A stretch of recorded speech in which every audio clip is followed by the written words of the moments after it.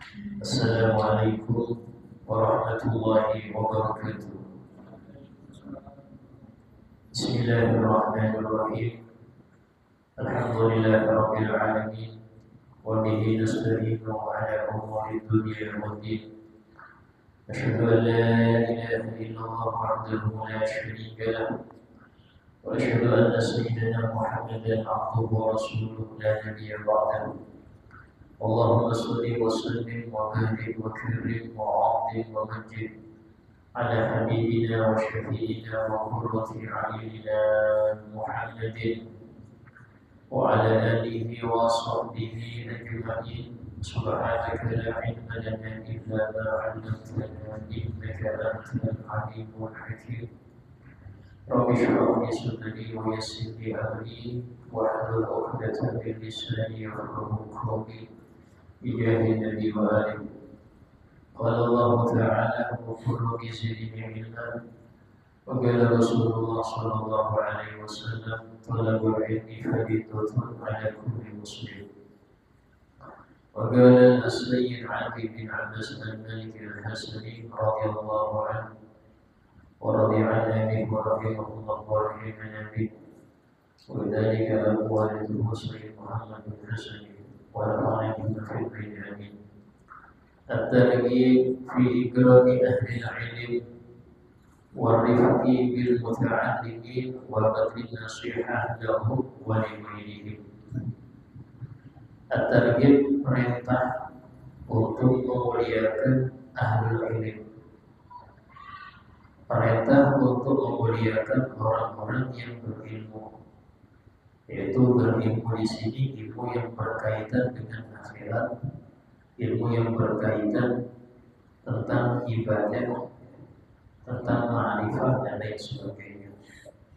Dan ini dijelaskan dalam suatu hadis Nabi sallallahu alaihi wasallam, "Laisa minna man lam yuwaqqir kabirana wa yarham saghirana wa ya'rif li'alimina haqqahu." Tidak termasuk golongan kami, kata Nabi, orang yang tidak memuliakan yang lebih besar, tidak memuliakan orang-orang yang senior. Dalam hal apa itu? Senior dalam umur, senior di dalam pekerjaan, senior di dalam macam-macam ya. Yang penting yang enggak memuliakan yang lebih tua, baik itu dari sisi umurnya, pengalamannya, tidak termasuk golongan. Wa yarham saghirana, dan tidak menyayangi yang lebih kecil. Apa bentuk sayang di sini? Mengarahkan. Karena itulah kalau ada anak kecil minum khamr, dia nggak dosa karena anak belum balik, nggak ada hukum. Tapi orang dewasa yang lihat dia berdosa dengan dua perkara. Pertama, tidak nahi munkar, kemungkaran, tapi enggak dia juga. Yang kedua, dia tidak ada bentuk sayang. Kalau dia sayang, dia cegah. Sebenarnya kalau kita lihat ada anak main-main dekat jurang, pasti kita cegah, kita marahin. Nah, marah ini bentuk sayang. Kalau tidak sayang, ya kecemplungnya salah sendiri. Atau dia menjaga layangan di jalan raya.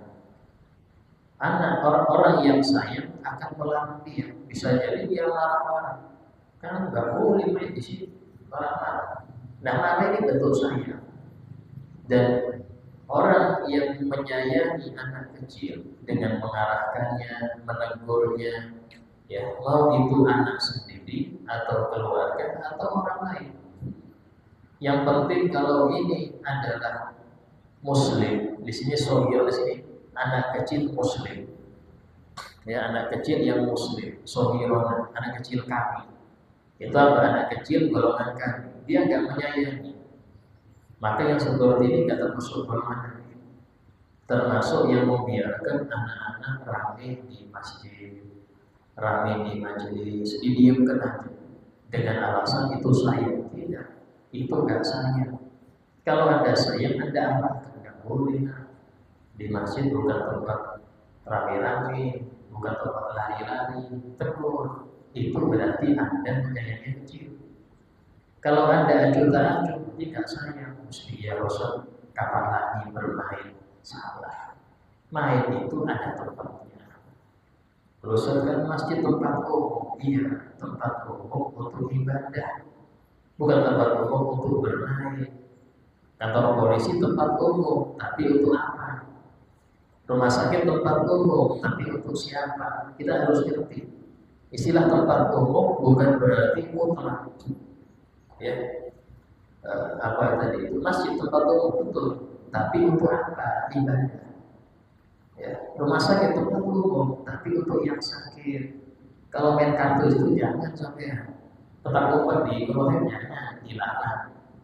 Ya, apa kantor polisi tempat umum, tapi untuk yang ada kasus mau ada laporan umum dia siapapun boleh datang tanpa ada dilarang kan, siapapun boleh asal dia ada keperluan.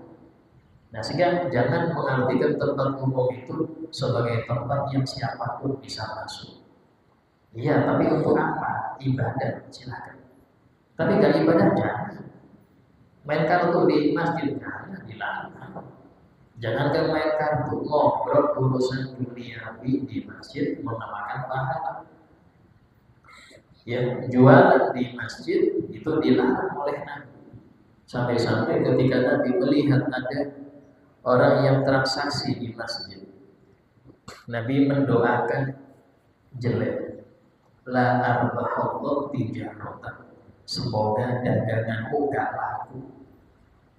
Ini Nabi itu gak pernah doakan jelek. Tapi ini pengecualian. Kenapa? Masjid kok dipakai jualan? La arbahallahu tijaratan. Semoga gak ada untungnya itu dagangan. Didoakan Nabi gak enak. Dan juga pernah ada seseorang pengumuman barang hilang di masjid. Kata Nabi, la raddallahu dawatan. Semoga Allah dan mengembalikan barang hilangmu. Fa'innal masjid la yubna lihada. Karena masjid gak dibangun untuk ini. Bukan untuk ini masih dibangun. Masih dibangun untuk ibadah. Di sini harus kita tahu tempat umum itu kayak apa maksudnya. Ya. Nah, sehingga dalam hal ini dilanjutkan wa ya'rif li'alimina hadd, dan gak termasuk golongan kami orang yang gak mengerti hak orang ahli. Ya, dianggap orang ahli kayak orang biasa. Jangan. Kan dalam hadis Nabi menjelaskan bahwasanya orang alim itu ya itu dimuliakan karena ilmu agamanya. Karena ilmu agamanya. Karena dia menjadi contoh, karena dia mengamalkan, karena dia ikon Allah Ta'ala, dia ikon. Maksudnya apa? Jadi ulama warasatul anbiya dalam hadis. Ulama itu pewaris Nabi. Meremehkan ulama maka sama meremehkan Nabi. Sampai-sampai ada hadis man jalasa aliman faka'annahu jalasa. Barang siapa yang duduk bersama orang alim, maka seakan-akan dia duduk dengan aku. Artinya kalau dia menganggap ini orang alim sebagai pewaris Nabi. Wa man sofaha aliman faka'anna sofaha. Barang siapa yang menyalami orang alim, maka seperti dia menyalami aku. Ya. Nah, kemudian dilanjutkan wa man ahabba aliman fakannama ahabbani. Yang mencintai orang alim, maka dia adalah orang yang seakan-akan mencintai aku. Ya, wa man ahabbani kana fil jannah. Yang cinta aku, maka dia bersamaku di surga. Ya. Maka dia bersamaku di surga. Ini kata Nabi Muhammad SAW. Dalam hal ini, karena itulah di antara melencengnya orang-orang zaman sekarang senang mengkritik orang alim kalau salah. Ketika ada salah sedikit langsung yang kritik banyak, seakan-akan dijadikan sasaran cacian. Kenapa? Karena mereka menganggap orang alim nggak boleh salah. Itu Nabi. Kalau orang alim, dia bukan Nabi. Yang nggak masuk Kalau Nabi wajib masuk, terjaga maksiat. Kalau pewaris tidak. Sehingga maklumilah kalau mereka ada salah. Toh kesalahannya tidak separah orang jahil. Memang sudah menjadi fitrahnya. Noda itu sangat kelihatan pada kain yang putih. Kelihatan jelas. Kain putih ada noda sedikit, wah ini nodanya kelihatan betul karena putih. Coba batik, noda besar pun gak kelihatan karena warnanya macam-macam. Tapi kalau putih kena titik sedikit aja langsung kelihatan. Seperti itulah orang kalau dia itu orang yang istiqomah, terselengker sedikit. Ya, sehingga kepleset sedikit langsung ketahuan satu Indonesia dihujat habis-habisan. Seakan-akan ini nggak boleh salah. Itu bukan malaikat. Mereka bukan malaikat. Mereka manusia yang punya tugas lebih daripada manusia yang lain. Apa itu? Menyampaikan risalah, menyampaikan syariat Nabi. Tugasnya ada tugas. Karena itulah jangan kita menilai mereka itu harus perfect. Tidak bisa. Ya, bahkan disebutkan di dalam hadis Nabi SAW, beliau bersabda, tajawazu li ahlillah fi zalatihim. Ya, maklumilah akan kesalahan-kesalahan yang terjadi pada ahlullah. Fa inna aydiyahum biyadillah, karena tangan mereka itu dituntun oleh Allah. Kepleset langsung ditarik. Kita nggak dituntun, keplesetnya langsung jatuh ke jurang. Kalau mereka dituntun dengan apa maksudnya? Dengan ilmunya. Dengan ilmunya. Sehingga ketika kepleset sadar langsung. Kita kepleset yang kepleset beneran. Nggak salah sadar. Karena itulah jangan meremehkan. Ya, bahkan dikatakan oleh Al-Imam An-Nawawi radhiyallahu anhu dalam kitabnya At-Tibyah, beliau mengatakan hati-hati dan beliau iyyaka an ulama, hati-hati jangan sampai menggibah ulama. Ini sering ya, ada kiai mungkin ada kesalahan apakah ya, belum klarifikasi langsung dihujat netizen. Ya, ini gibah ini, tapi gibahnya pakai tulisan. Gibah skala nasional, bukan skala warung kopi. Ada gibah skala warung kopi, skala kantor, ini skala nasional. Satu Indonesia gibah bareng. Oh ini semua yang baca ikut itu. Itulah sering saya bilang, kalau kita nggak ngerti fikih sosmed jangan ikut. Khawatir kita penasaran, lihat komentar ikut masuk gibah. Lalu kita nggak ngerti, oh ada orang alim nih, ada ustaz kena mungkin kasus apa, dicari. Dia membaca komen itu, dia ikut dulu. Kenapa? Karena pendengar salah satu yang bergibah. Ada yang gibah sampai dengar. Maka pendengar itu salah satu yang gibah. Apalagi ini yang tulis, yang baca juga ikut. Soal saya cuma bikin tahu aja, penasaran. Kayak apa sih komentar netizen? Itu yang bikin Anda kena dosa juga. Nah, ya makanya itu tutup. Bagaimana tutup masuk? Ya, kemarin pernah terjadi pondok Al-Khazini sempat hukum. Ya, akhirnya sudah macam-macam. Dia bilang A, bilang B, macam-macam. Nah, ini padahal kan demikian. Namanya musibah semuanya pasti ada. Ya. Nah, sehingga dalam hal tersebut hati-hati kalau sudah menyangkut orang alim. Kenapa? Karena Allah yang membalas mereka langsung. Jadi orang alim itu gak membalas. Untuk pribadinya dia gak dendam. Tapi Allah yang balas. Karena mereka ikut Allah. Mereka yang ikut Allah yang balas. Nah, sehingga dalam ini memuliakan mereka. Minimal apa?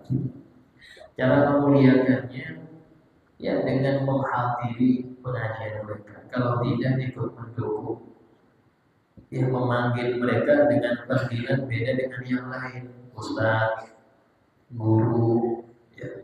Kita manggil paman saya paman, apalagi pengajar, ya, panggil Ustaz, guru, kiai, itu biasanya panggilan penghormatan, ya. Nah, terus kemudian banyak, sekiranya itu kita menunjukkan penghormatan kepada mereka, ya. Dan ini termasuk daripada kewajiban. Kemudian warifqi bil muta'allimin, ya, berlemah lembut kepada orang-orang yang belajar.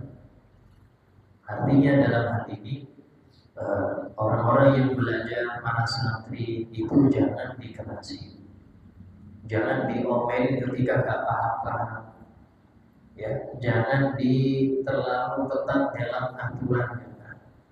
Dalam hadis Nabi bersabda, linu liman tu'allimun, berlemah lembutlah kalian kepada orang-orang yang kalian ajari, ya.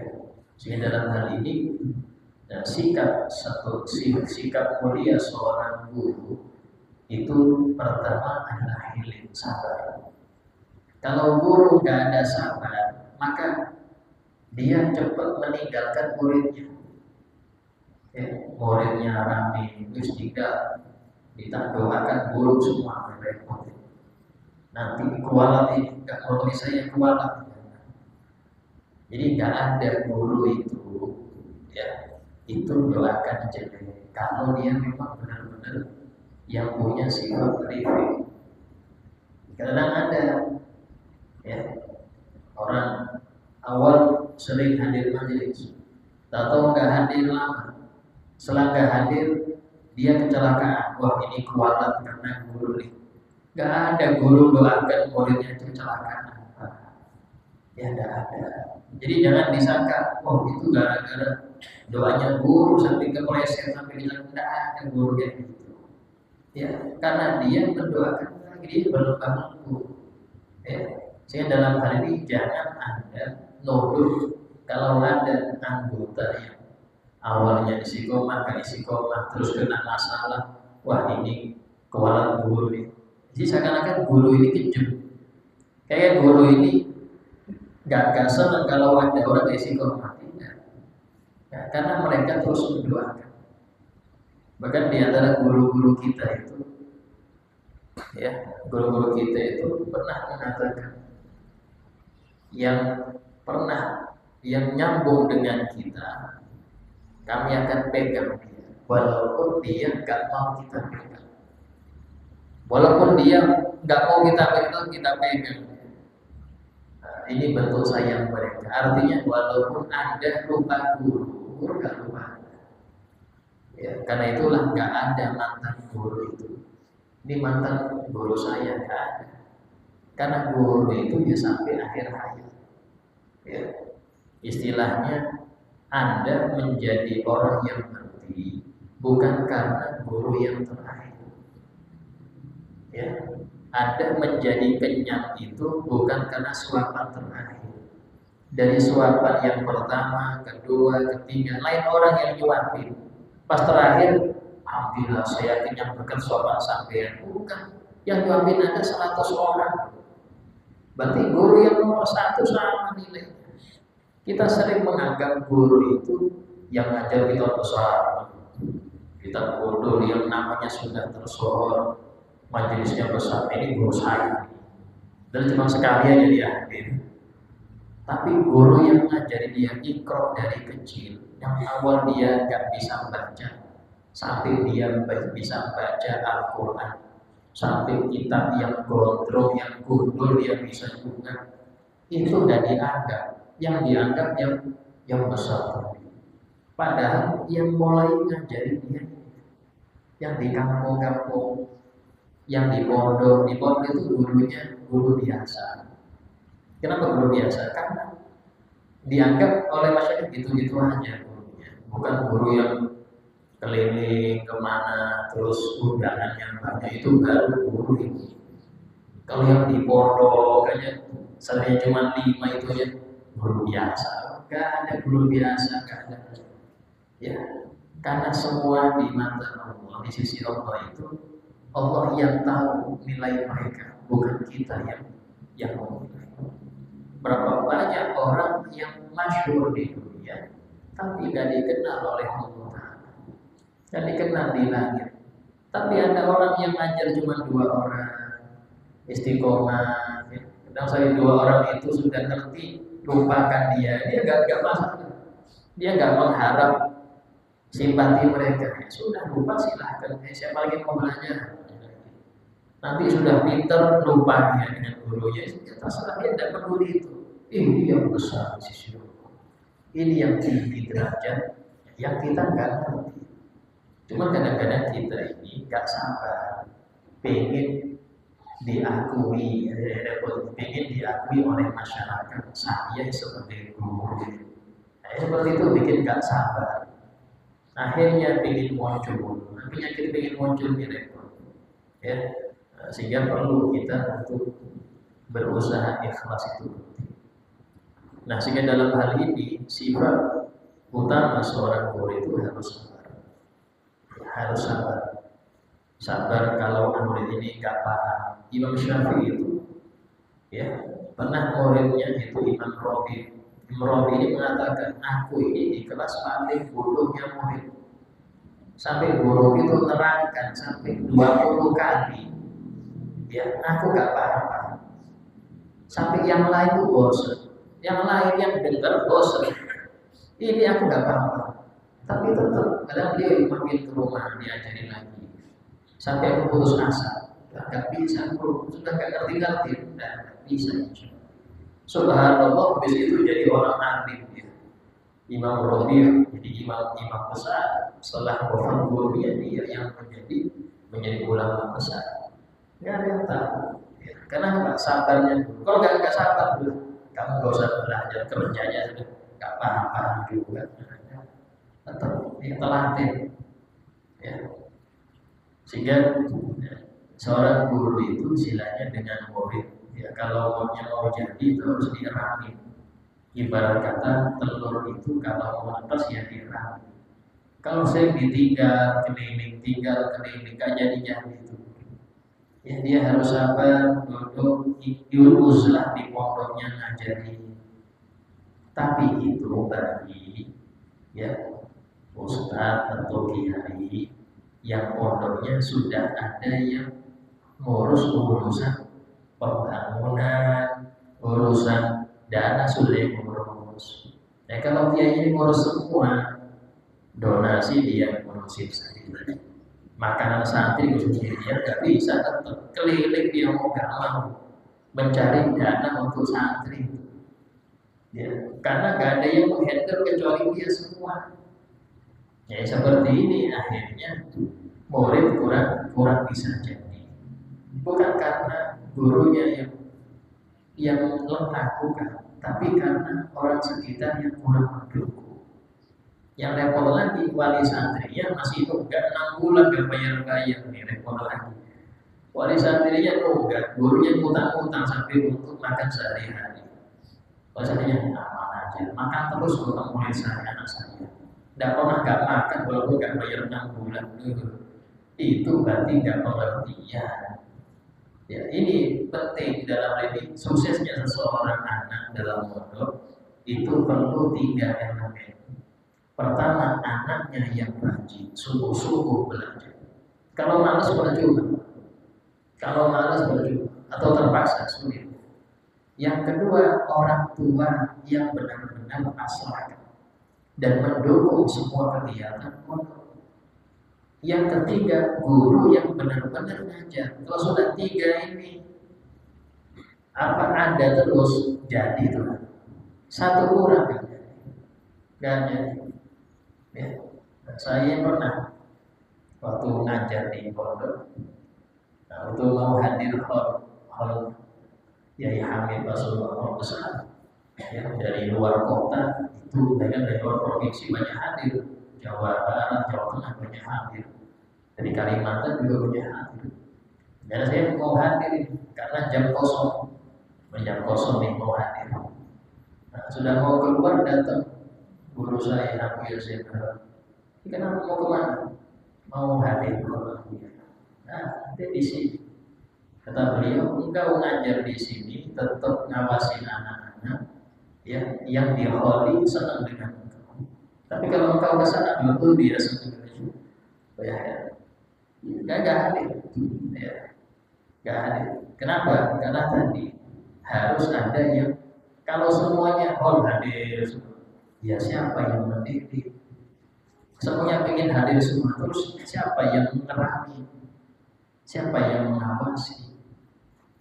Ini penting dalam hal ini. Ketika seorang itu ingin seorang anak itu boleh berhasil, dia harus sabar. Biar dia di situ dididik. Ya, jangan sering dijemur, diambil, acara dikit diambil, sulit jadi. Ya, waktu abah saya wafat, itu saya dikasih izin seminggu. Di hari saya mau balik ke pondok, nenek wafat. Ya, kata guru saya, udah balik pondok. Udah, ini maunya balik pondok. Sudah cukup. Pahala kau nyampe ke nenek. Ini didikan. Kalau orang lain alasan, ini enak libur lagi 2 minggu kan. Nah, ya. Karena memang dalam pendidikan yang penting harus ada yang dikorbankan. Seorang ulama ketika di Indonesia di zaman Habib Ali Al-Habsyi, ketika beliau itu belajar di Tahrir, orang Indonesia belajar. Itu beliau belajar ini dapat ya surat dari keluarganya. Dulu surat jam berhari-hari nyampe itu 6 bulan. Itu surat gak dibuka, taruh di bawah kasurnya. Datang lagi surat sampai 4 tahun dia masa belajar sampai jadi orang alim, ya sudah pamit dikasih izin untuk balik ke Indonesia untuk dakwah. Belum balik baru juga salah satu suratnya. Oh, kakak menikah. Oh, kakek meninggal. Baru dibuka satu-satu. 4 tahun itu suratnya baru dibuka. Oh, ayah wafat. Baru ketahuan setelah 4 tahun dan dibuka. Kenapa?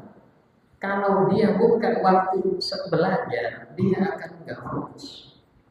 Dan dia akan pengen pulang supaya orang tua akan bahagia ketika kau sukses. Dan pulang ke Indonesia, apa faedahnya? Tuh tetap meninggal juga. Gak mengembalikan nyawanya ketika Anda pulang. Tapi ketika Anda benar-benar belajar, pahala nyampe ke orang tua. Nah itu, karena kita ini tetangga menikah di bawah pulang. Ya, tetangga menikah, ngapain tetangga menikah pulang? Urusan sepele. Kenapa? Karena ini ibarat kata nanam itu, ya. Jangan dikit-dikit dicampur pindah, jangan taruh situ terus. Bahkan ketika liburan itu, ini belum selesai, tapi tidak apa sudah liburan dibawa pulang. Cuman rawat seperti petani merapat. Apa 5 waktu berjamaah, ngaji Quran tiap subuh, ya tahajud doanya, ada ngafal ini setiap pagi. Tetap jangan pas pulang ngaji motor kasih HP, kasih kunci motor, ya subuh terlambat tidak apa-apa. Di rumah kasihan, di sana aku susah di pondok. Kenapa? Sering tahajud. Loh, ini orang tua yang salah. Ketika balik ke pondok, ya hitam lagi itu anak. Repot lagi bayarnya, waduh hitam lagi. Baru dipoles, moles lagi sampai putih. Nanti pulang hitam lagi. Siapa yang bikin hitam? Orang tua. Karena dia tidak mengerjakan apa yang dikerjakan sang guru ketika di pondok. Jadi itu rahasia kenapa banyak dari kita modal kurang berhasil. Karena tadi dia tidak ikutin aturan. Ya. Sehingga dalam hal ini kewajiban seorang pengajar itu harus berlemah lembut. Wa badi nasihat lahum wa liwrihim, dan menyampaikan atau memperhatikan nasihat untuk mereka. Apa arti nasihat di sini? Mengarahkan kepada yang baik, menegur kalau mereka salah, memilihkan yang terbaik untuk mereka. Ya, itu namanya nasihat. Ya, sehingga dalam hal ini wajib untuk kita menasihati siapapun, mau santri mau gak santri, wajib. Bahkan acuh tak acuh kepada semua muslim itu tidak baik. Nah, di antara nasihat itu apa? Menghidupkan pengajian, ngajak orang kepada hadir pengajian. Anda gak bisa ngasih nasihat dia. Mungkin dia mandang Anda siapa Anda mau nasihat saya. Iya, saya nggak nasihati, tapi saya bawa Anda ke tempat yang di situ Anda dapat nasihat. Ini termasuk Anda nasihati orang itu, tapi nggak langsung. Bawa ke pengajian, bawa ke majelis itu. Dia dapat nasihat, Anda paham. Ya. Allah Ta'ala berfirman, "Dzalika wa man yu'azzim sya'air Allah fa innaha min taqwal qulub." Wa man yu'azzim sya'air Allah, barang siapa yang mengagungkan syiar-syiar Allah, fa innaha, maka pengagungan dia akan syiar Allah itu min taqwal qulub, termasuk tanda takwanya hati. Jadi hati itu punya ketakwaan sebagaimana badan punya ketakwaan. Hati punya maksiat sebagaimana badan juga bisa maksiat. Dan di antara bentuk takwanya hati ketika mengagungkan syiar-syiar Allah. Apa syiar-syiar Allah, Ustaz? Semua perintah Allah. Orang yang bersegera ketika menjalankan perintah Allah, ingin sempurna dalam menjalankannya. Contoh, kalau sholat, ya, pakai pakaian yang indah, bukan kaos oblong saja, atau kaos bergambar partai sholat. Kan yang penting hatinya, Ustaz. Hati menunjukkan, hati Anda tampak di dalam dohir Anda. Kalau hati Anda mengagungkan, gak seperti ini Anda. Mau Anda waktu Anda bupati aja pakai batik rapi. Kenapa? Mengagungkan bupati, Ustaz. Ini menghadap kok kayak gini model. Jadi jangan dikatakan Anda mengatakan yang penting hatinya. Hati Anda ditunjukkan oleh dohir Anda. Orang kalau mengagungkan sholat, maka dia akan hadir tepat waktu. Tidak mengakhirkan sholat dari waktunya. Terus yang kedua, dia mengerjakan sunnah-sunnahnya. Yang ketiga, dia tampil perfect. Allah Ta'ala berfirman, "Khudhu zinatakum 'inda kulli masjid." Bawalah hiasan kalian ketika menghadiri setiap masjid. Apa hiasan di sini? Yaitu pakaian-pakaian yang sunnah. Ya, kopiah, gamis. Itu Masya Allah, di antara apa bentuk khudhu, minimal pakaian koko lah. Ini dibilang baju takwa, kalau di Jawa bilang baju takwa. Kenapa? Karena itu bentuk ketakwaan. Contoh lagi apa? Ka'bah. Mengagungkan Ka'bah, melihatnya dengan pandangan takdir. Sampai ada doanya itu, Allahumma, apa disebutkan? Allahumma zidhu syarafan wa karamatan wa ta'ziman wazid man syarafahu wa karamahu ta'diman wa tashrifan.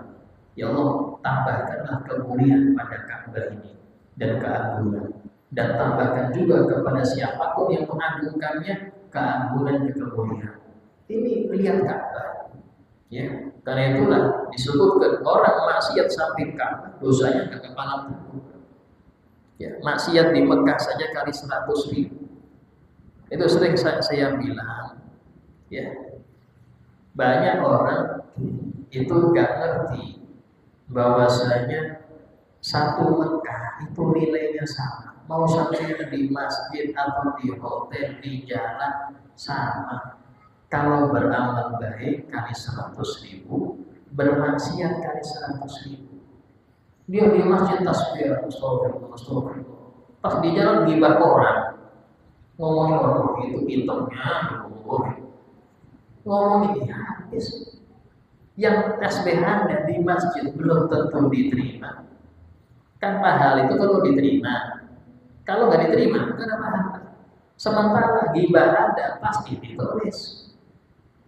Karena itulah banyak orang pulang dari sana kok nggak ada perubahan kepada yang kemarin, malah mulai ini bisa jadi di sana dosa dia menumpuk. Di hotel lihat Facebook, scroll macam-macam.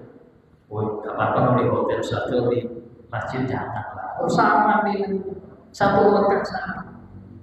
Karena itulah memuliakan Mekah termasuk Al-Quran. Seperti siapa? Apalagi masjid Baitullah. Masjid ini Baitullah. Ya, sehingga dalam hal ini hati-hati, jangan samakan masjid dengan rumah biasa. Karena dia rumah Allah. Ada adab lebih di situ. Sampai yang nanya, kalau rumah Anda ya di teras itu ada orang ramai-ramai, oh, Anda pasti tegur, maaf, jangan di depan rumah saya. Ini ramai di teras masjid. Allah, kayak apa? Usul fikirnya nggak apa-apa, kita nggak bahas fikir, bahas adab. Kalau bahas fikir, Pak, pasti boleh. Yang penting kan bukan di masjid, iya secara fikir. Tapi kita bahas adab. Kayak contoh gini, Ustaz, apa hukumnya orang sholat memakai kolor 3/4 saja? Secara fikih Ustaz, tolong jawab. Boleh saya bilang. Saya nggak boleh bilang nggak boleh. Saya bilang sah sholatnya. Tapi kalau bicara adab, ini nggak beradab dosanya. Kalau dibilang sah, tapi adab nggak ada. Jadi kalau urusan fikih, jangan. Kita nggak bahas fikih, kita bahas adab. Itulah penting untuk menjaga taktimul masjid ini penting.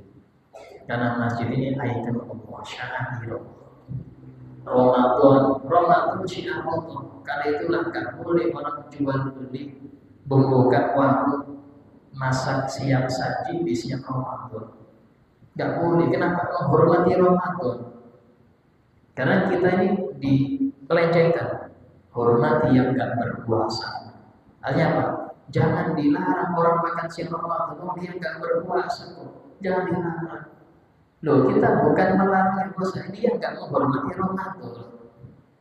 Kan itulah diharamkan orang berjualan makanan, buka warung ya, warung makan di siang Ramadan.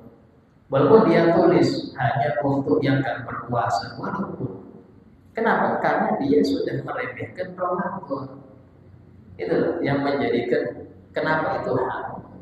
Walaupun itu dia tulis hanya untuk non muslim sampai itu nggak boleh. Yang jual muslim itu saja. Kenapa? Karena dia tidak memuliakan Ramadan. Termasuk orang tua syiar Allah, para ulama syiar Allah, orang-orang soleh syiar Allah, Nabi Muhammad syiar Allah. Jadi syiar Allah ini banyak. Mengagungkan syiar Allah tanda hati bertakwa. Tapi meremehkan syiar Allah, nganggap mereka biasa saja masjid kayak rumah biasa. Silahkan mau ngapain situ silahkan. Ya, mau jadi kafir itu terserah. Itu gak maksiat hati dia bermaksiat hati karena dia tidak mengagungkan syiar Allah. Hati-hati ya. Sehingga termasuk musibah jika seseorang itu tidak mengindahkan apa yang Allah agungkan, tidak mengagungkan apa yang Allah agungkan, itu musibah. Ya. Kemudian di antara syiar Allah tadi orang yang belajar agama, para santri itu muliakan mereka para santri. Ya. Artinya apa dimuliakan di sini? Yaitu bantu mereka, ya, dukung kegiatan mereka, jangan dicegah, jangan dipersulit, ya, itu minimal. Ya. Nah, banyak cara memuliakan itu banyak. Ya. Kemudian waqala ta'ala waqfid janahaka liman ittaba'aka minal mu'minin. Rendahkanlah janah sayapmu. Ini bahasa kiasan, artinya tawadhu'lah. Liman ittaba'aka, kepada orang-orang yang mengikuti engkau daripada orang-orang beriman. Ini perintah untuk Nabi Muhammad suruh tawadhu kepada umatnya. Tawadhu. Artinya di sini seseorang yang dia mungkin umur itu nggak boleh sembarangan aku saya guru ya, saya orang tua dia harus tawadhu kepada bawahannya tawadhu. Nah dia disuruh tawadhu kepada umatnya. Wafid janahaka liman ittaba'aka minal mu'minin. Artinya yaitu jangan sembarangan. Bahkan Nabi ada seorang sahabat Badui, nggak pernah lihat Nabi. Datang ke Masjid Nabawi noleh-noleh. Man minkum Muhammad? Siapa dari yang namanya Muhammad siapa? Ini pertanyaan orang Badui ini menunjukkan Nabi itu dulu dengan sahabat sama saja. Nggak ada tempat khusus. Oh sudah sana khusus untuk Nabi. Tidak ada. Sehingga berbau. Kayak nggak kenal ini yang Nabi yang mana? Nggak ada tempat khusus, nggak ada keistimewaan. Ya, sampai ada sahabat yang menjawab daka Muhammad, itu Nabi Muhammad. Dalam riwayat daka Nabi Muhammad, itu yang tawadhu itu Muhammad. Baru ngerti orang Badui. Ini menunjukkan Nabi itu tidak sampai ingin diistimewakan. Pernah suatu kali Nabi itu dengan 3 sahabat bikin tenda di tengah-tengah padang pasir. Ya, model kayak hutan gitu. Hutan padang pasir dengan wasir. Ya, terus mendapat hewan buruan. Yang satu bilang, ya Rasulullah biar aku yang nyembelihnya. Satunya bilang, ya Rasulullah biar aku yang mengulitinya. Kata Nabi apa? Saya mencari kayu bakar. Udah usah Nabi sampai dulu aja sudah. Kata Nabi, Allah nggak senang kalau melihat seorang hamba lebih diistimewakan daripada yang lain. Kasih aku kerja juga atau gasui. Ini Nabi seperti itu. Bukan saya Nabi yang silahkan kalian kerja saya santai. Nabi tidak mau. Nabi ikut turun. Apa tugas yang belum? Ya, kita belum nyampe akhlak itu. Kita ini belum nyampe akhlak itu. Sehingga ini akhlak Nabi Sallallahu Alaihi Wasallam.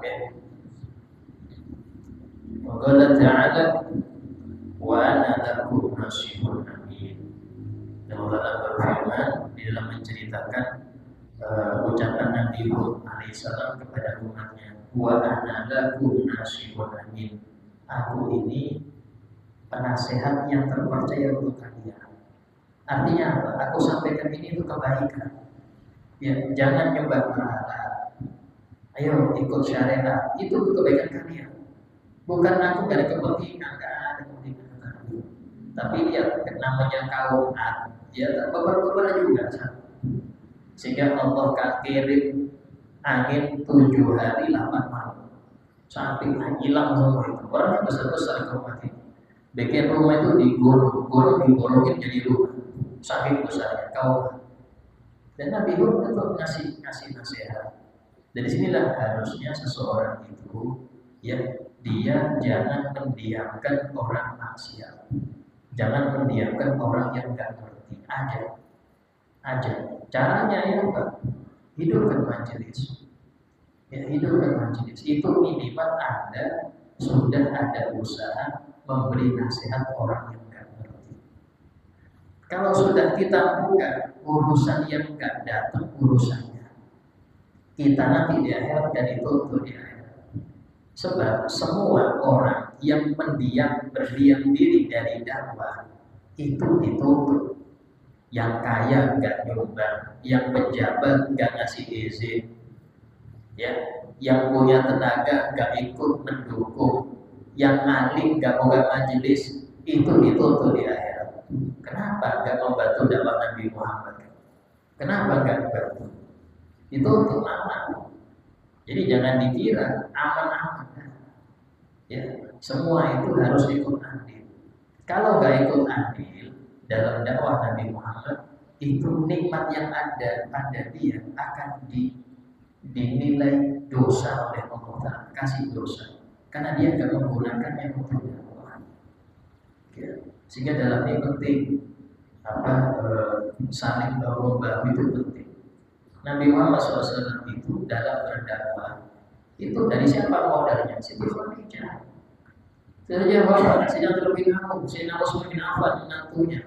Kalau Nabi juga keliling juga nyari dana, nggak bisa dakwah kayak zaman Nabi, nggak bisa.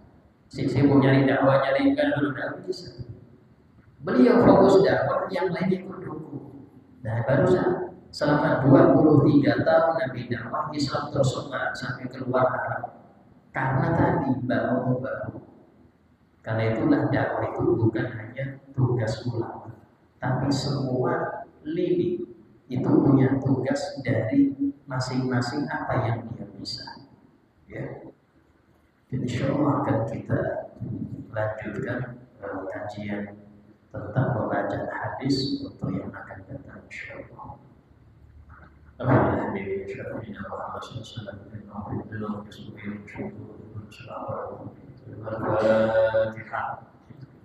Bismillahirrahmanirrahim. Alhamdulillahirabbil alamin. Arrahmanirrahim. Maliki yaumiddin. Iyyaka na'budu wa iyyaka nasta'in. Ihdinas siratal mustaqim. Siratal ladzina an'amta 'alaihim ghairil maghdubi 'alaihim waladdallin. Bismillahirrahmanirrahim. Alhamdulillahirabbil alamin. Allahumma shalli wa sallim ala sayyidina Muhammad wa ala alihi wa sahbihi ajma'in. Rabbana fa'alna bima 'allamtana rabbi 'allimna alladhi yanfa'una rabbi faqihna wa faqihna lana kharabatina fi dinina rabbi wafiqna wa fiqhum lima turdadi qawlan wa fi'lan karama warzuqil kulla halalan tayyiba wa akhina biya ulama نحظى بالخير فكل شر ربنا واصلح لنا كل شر واغفر بالرضا منك العيون واقض عنا ربنا كل الديون قبل ان تاتينا حسن الموت ربنا آتنا في الدنيا حسنة وفي الآخرة حسنة وقنا عذاب النار وصلى الله على سيدنا محمد وعلى آله وصحبه وسلم والحمد لله رب العالمين. السلام عليكم ورحمة الله وبركاته.